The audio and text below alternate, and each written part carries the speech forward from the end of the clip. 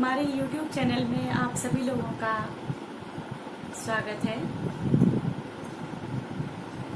एक बार एक राजा जो था वह अपने हाथी में बैठ करके कहीं दूर जंगल की सैर करने के लिए जा रहा था। तो उसने देखा उस रास्ते में एक शमशान आता था और वहां पर एक संत ध्यान मग्न होकर के ईश्वर का चिंतन कर रहे थे। राजा ने उस संत से कहा, आपका ठिकाना ये शमशान ही है, क्या कभी तुम शहर भी जाते हो? तो साधु ने उत्तर दिया कि आप पहले मुझे ये बताइए कि अंत में शहर के लोग कहाँ जाएंगे। राजा ने सोचा, इसने दुनिया तो देखी नहीं, दिन रात शमशान में ही बैठा रहता है और पागल हो गया होगा। ये सोच करके राजा आगे बढ़ते हैं, लेकिन उससे पहले वह संत को एक चांदी की छड़ी देते हैं और कहते हैं कि आप इसे रखो। तो संत ने बोला, भला मेरा क्या काम है इसे चांदी से? तो राजा कहता है,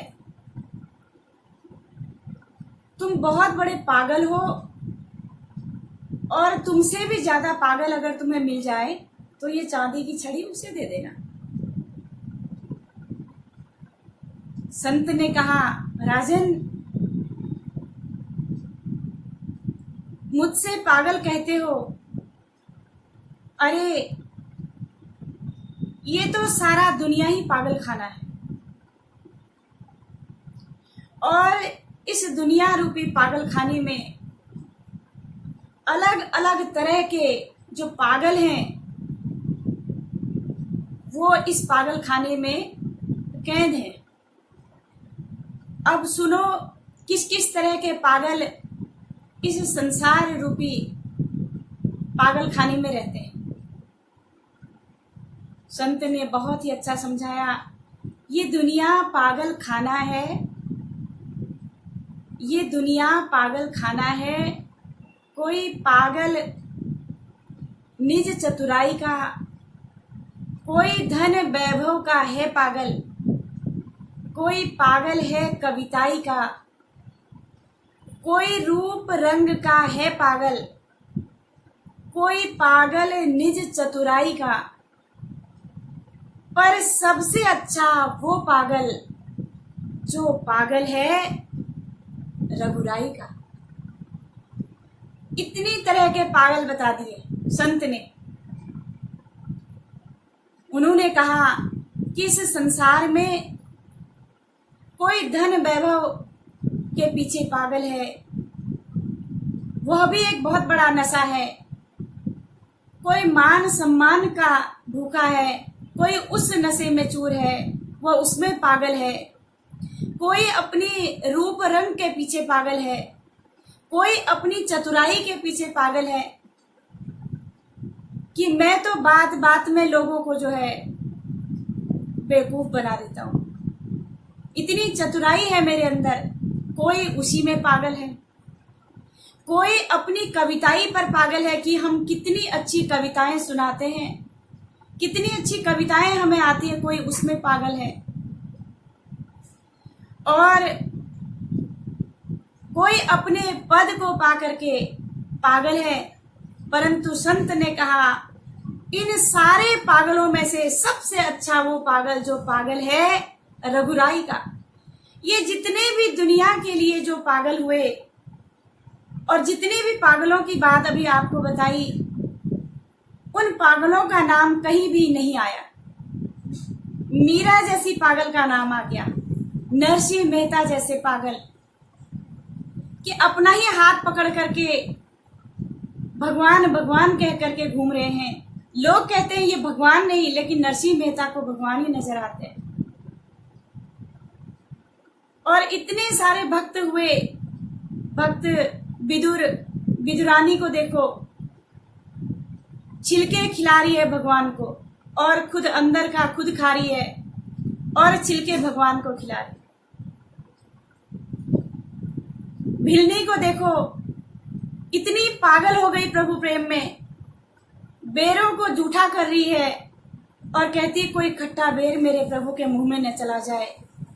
और जूठा है वो भी ध्यान नहीं है।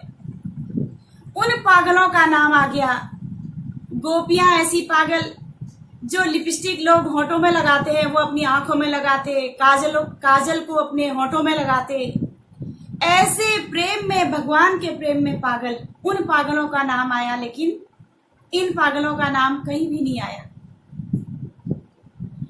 और जब राजा चला जाता है, कुछ दिन के बाद राजा अपने सारे सुखों का उपभोग करते करते एक दिन राजा मरणासन्न अवस्था में आ गया। दूर दूर तक खबर फैल गई कि राजा मरणासन्न स्थिति में है, जिसको जो चाहिए आप मांग लो, जिसको जो पूछना है वो पूछ लो, अब राजा नहीं रहेंगे। जब संत के पास में शमशान में भी ये खबर गई कि राजा जो है मरणासन्न अवस्था में है, अंतिम श्वासें ले रहा है, तो संत भी गए उसके पास में। और राजा के पास जब गए और राजा से कहते कि राजन, तुम्हारे पास में इतने सारे नौकर चाकर हैं, तुम्हारी रानी है, और जिन सब के लिए आपने कुछ न कुछ किया होगा, आज तुम जब जा रहे हो क्या ये तुम्हारे सब साथ में जाएंगे? राजा कहता अरे कैसी बातें करते हो, साथ में भी कभी कोई जाता है क्या? अकेला ही आया हूं और अकेले ही चला जाऊंगा। तो संत ने कहा कि तुम्हारे पास में इतना सारा धन वैभव है, जिसकी प्राप्ति के लिए तुमने अपना सारा जीवन लगा दिया, जिन सुखों के लिए, जिस धन के लिए जो तुमने इतना धन इकट्ठा किया, क्या तुमने सफर के लिए, जहां तुम जा रहे हो वहां के लिए थोड़ा बहुत धन रखा? कुछ सफर के लिए कोई तैयारी की? क्योंकि जब हम 1-2 दिन, 4 दिन के लिए, 10 दिन के लिए कहीं जाते हैं तो अपना सामान भी कुछ रख लेते हैं। वो बड़ा लंबा सफर है, सफर का सौदा कर ले मुसाफिर, असल वतन को जाना पड़ेगा। तो राजा कहता है अरे संत होकर के तुम्हें इतना भी नहीं पता कि ये धन वहां नहीं जाता। मैंने जो कुछ भी यहां किया वो कुछ भी मेरे साथ नहीं जाएगा। ये हाथी घोड़े, ये महल महलायत, ये मखमली गद्दे, ये सब कुछ यहीं रह जाएगा, बस मैं अकेला ही जा रहा हूं। तो संत ने कहा ये लो फिर जो तुमने मुझे छड़ी दे रखी थी चांदी की। राजा ने कहा ये मुझे क्यों दे रहे हो? संत ने कहा कि तुमने कहा था कि तुमसे ज्यादा अगर कोई पागल होगा तो ये चांदी की छड़ी उसे दे देना, तो सबसे ज्यादा पागल तो तुम ही हो, इसलिए ये छड़ी तुम ही पकड़ो। राजा कहता है मैं कैसे? संत कहते हैं इतना सुंदर जीवन मिला हुआ था, तुमने वो धन इकट्ठा किया जो धन तुम्हारे साथ नहीं जाता। तुम उस धन को प्राप्त करते, उस धन की खोज करते, उस धन को थोड़ा बहुत भी इकट्ठा किया होता जो धन तुम्हारे साथ जाता। इसलिए कहा मखमली गद्दों पे सोए तुम यहाँ आराम से, सफर लंबे के लिए कुछ तो बिछोना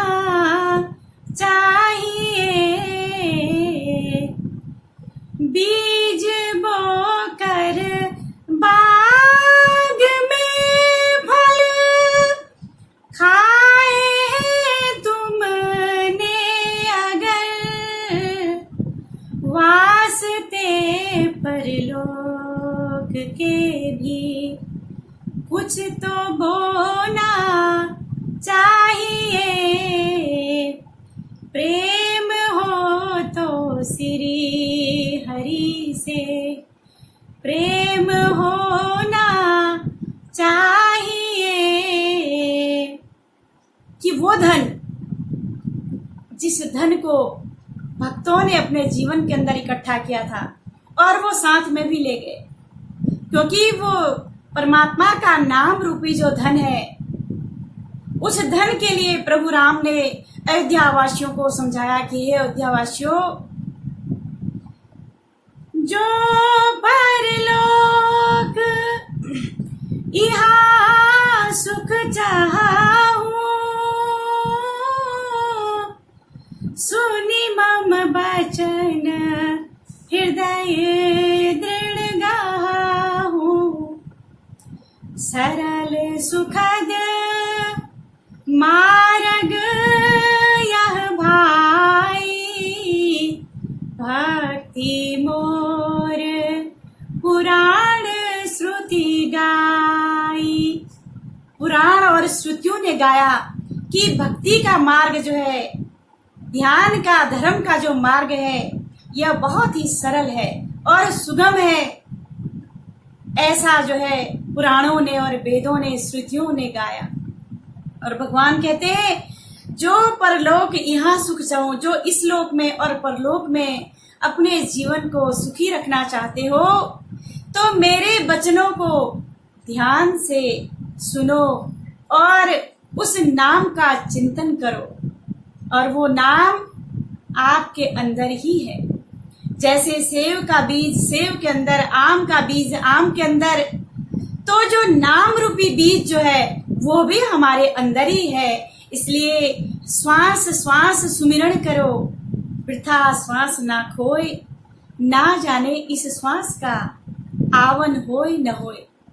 पता नहीं नीचे का श्वास नीचे ही रह जाए, ऊपर का ऊपर ही रह जाए, ये किसी को नहीं पता है। तो आइए ऐसे धन की हम खोज करें, ऐसे नाम रूपी धन की तलाश करें जो धन हमारे साथ जाएगा। इसीलिए इन्हीं शब्दों के साथ आज के लिए इतना ही। आप सभी लोगों को मेरा प्रणाम। Like, subscribe and press the bell icon.